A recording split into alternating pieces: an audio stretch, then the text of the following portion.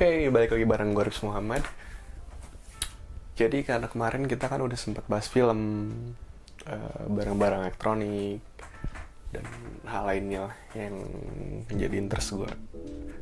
Nah, kali ini bakal ada segmen baru di channel ini, yaitu Reading Corner.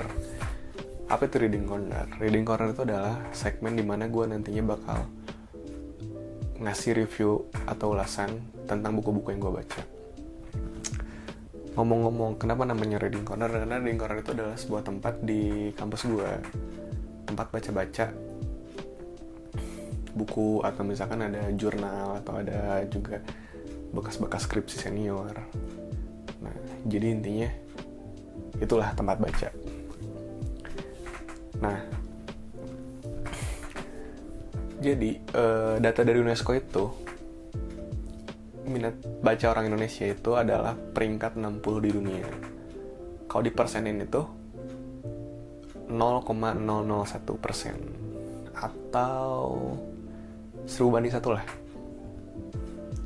Jadi sangat-sangat kecil lah. Dan ini juga kenapa jadi alasan gue pengen buat segmen ini, untuk menaikkan lagi minat baca orang-orang Indonesia.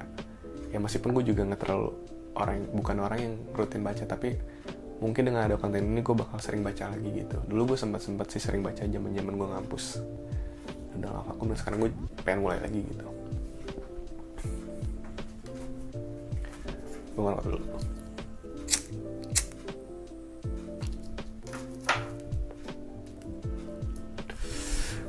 Novel yang bakal gue bahas kali ini adalah novel asal Jepang, penulis Jepang. Mungkin dari kayaknya gue udah bisa nebak lah, ini salah satu novelis Jepang paling oke sih. Jatuh. Ini bukunya. Jadi Norwegian Wood dari Haruki Murakami. Ini bukunya gue plastikin ya, karena gue punya kebiasaan apa-apa itu diplastikin gitu. Entah itu DVD, CD, kaset, dan lain-lain. Kenapa? Karena itu untuk menjaga kualitas si buku ini gitu. Jadi buku itu kan maksudnya kadang-kadang lecek lah, atau kuning-kuning. Kalau ini ya mungkin masih ada lah kuning-kuning, tapi akan terlalu yang kayak gimana-gimana gitu. Jadi kita cek dalamnya. Oh ya, ngomong-ngomong, dulu gue pernah punya buku ini sebelumnya, tapi bukan yang cover yang ini, yang cover yang warna abu-abu lah. Jadi warnanya abu-abu, ini ada bulatan di sini, terus ada warna merah, bulatannya sama juga, cuman agak lebih besar. Terus ini ada gambar cewek gitulah. Nah, oh iya, tadi gue sempet mau ceritakan. Jadi dulu gue beli warna abu-abu itu, terus gue jual lagi lah, gue jual online, dan untungnya ada yang beli juga. Dan akhirnya gue beli lagi ini rilisan yang sebelumnya, yang mana dulu gue pernah ngerental buku gitu di Pitimos. Kalau orang-orang Bandung mungkin kalian udah pada tau lah, Pitimos itu kayak perpustakaan gitu lah. Ada bisa nyewa novel, bisa nyewa komik juga, dan bisa dibaca di sana juga. Nah, itu adalah novel yang pertama gue baca, yang Norwegian Wood itu adalah versi yang ini, dan ini tuh bentukannya persis kayak di Pitimos. Akhirnya gue beli persis juga karena gue kurang struck sama cover yang warna abu-abu itu. Jadi gue tipikal orang yang cukup rumit lah soal itu, soal cover. Kadang gue beli buku covernya kurang struck, ya gue mending nunggu ntar aja edisi berikutnya gitu. Terus atau mungkin gue cari lagi yang versi-versi sebelumnya. Nah, kita langsung bahas aja ya.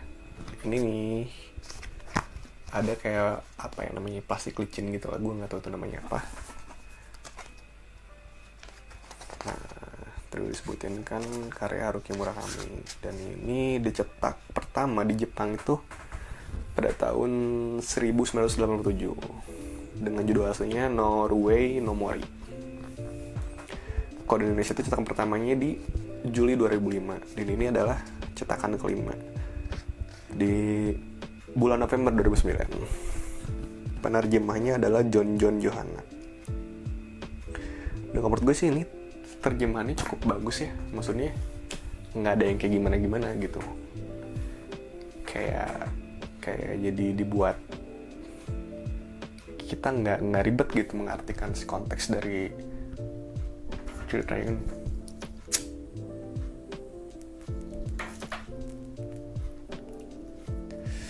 Terus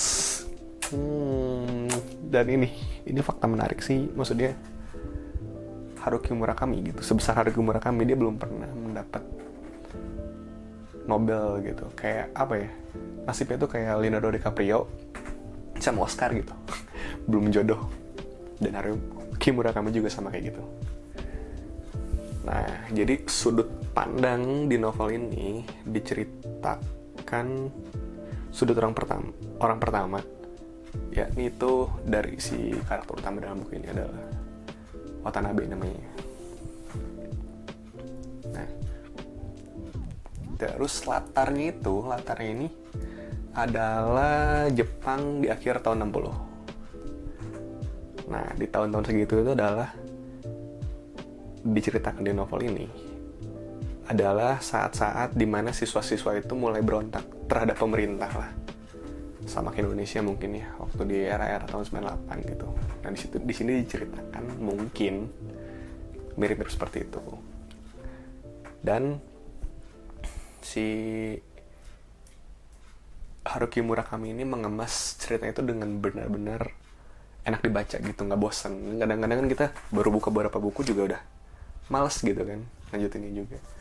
Nah, ini dengan sangat sukses diceritakan dengan dinarasikan oleh Haruki Murakami dengan sangat enak untuk dibaca. Dan menurut gue itu adalah novel yang bagus, itu adalah novel yang apa ya namanya, jadi latarnya jelas dan di situ ada peristiwa besar gitu. Contohnya ya buku ini gitu. Kalau misalkan di Indonesia tuh ada Rongeng Dukuh Paruk lah, yang karya Ahmad Tohari, itu juga kan jelas.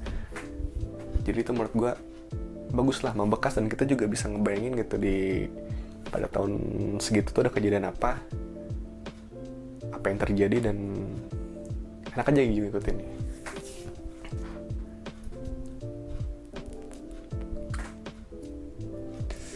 Nah, balik ke novel ini. Jadi novel ini dibuka dengan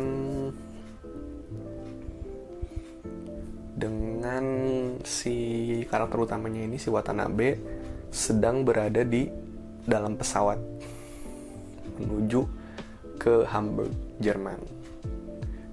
Ketika dia udah sampai bandara, dia mendengarkan sebuah lagu Norwegian Wood yang versi instrumentalnya, bukan yang versi The Beatles. Tapi lagu itu membawa dia ke masa-masa dia saat remaja. Di situ ada flashback gitu, inget seseorang yang bernama Naoko. Nah, di awal diceritain itu adalah Kizuki itu yang mana sahabatnya si Watanabe itu punya pacar yang namanya Naoko. Dan si Watanabe itu adalah orang yang ngintil ibaratnya di hubungan mereka berdua. Jadi kalau mereka jalan kemana, cabut kemana, dan si Watanabe itu selalu ikut gitu. Lalu tiba-tiba si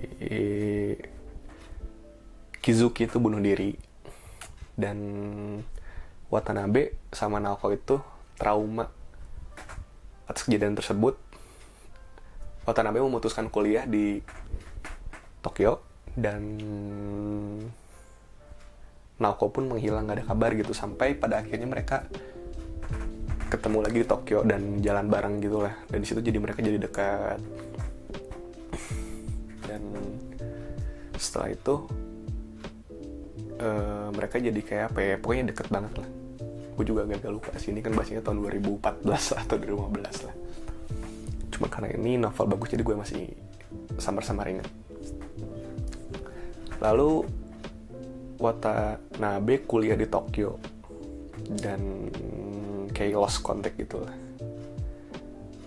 Nah, sebelum yang ketemu di Tokyo itu, terus dia si Watanabe itu punya kehidupan sendiri lah di kampusnya itu, dan dia punya teman-teman baru. Terus di sini ada namanya Nagasawa-san. Nah, itu kayak kalau di zaman sekarang tuh fuckboy mungkin namanya ya. Dia punya pacar banyak. Terus dia juga dikagumi sama cewek-cewek juga. Dan dia yang ngajak kayak si Watanabe itu buat cabut-cabutan ke bar-bar lah, keliling bar-bar yang di daerah Tokyo, terus ke daerah-daerah lainnya juga. Nah, ada karakter yang unik juga di sini, adalah karakter teman sekamarnya si Watanabe itu kalau nggak salah. Jadi dia tuh perannya pokoknya kocak-kocak lah. Di situ juga jadi apa ya, kayak ngasih warna gitu. Jadi ngasih warna di dalam buku ini.